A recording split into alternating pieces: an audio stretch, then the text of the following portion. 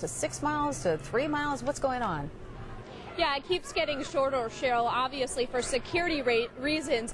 But what I believe is happening is all those demonstrations that were happening at McCovey Cove and Justin Herman Plaza that are still happening have finally trickled down the Embarcadero here. We are at Embarcadero in Bay, and as you can see behind me, just in the last 20 minutes, hundreds of protesters have shown up here, but this is where we believe that the turnaround of the torch will be. That'll go up the Embarcadero, it'll go left on Kearny, and then catch Bay, and then go back on the Embarcadero.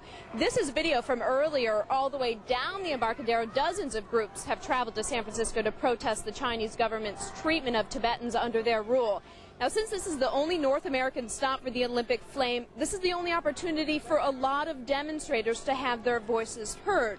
So far, what we have seen that there has been no violence here, but it has certainly gotten louder within the last 20 minutes.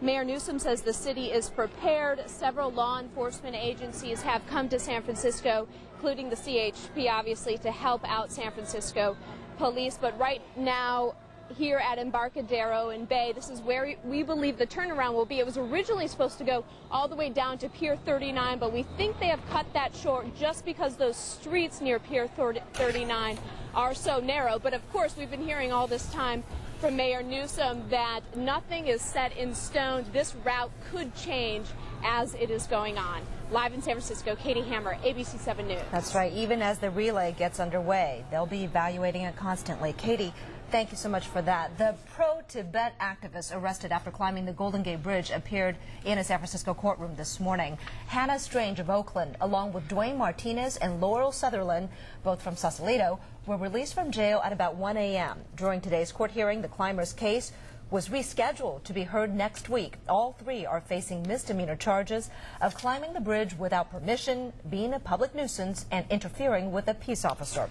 ABC 7 spoke exclusively to one of the climbers from after his court appearance this morning. He says 2 nights in jail doesn't compare to the plight of Tibetans. Jail was, pretty dismal, but, we have a good support team with us, and knowing that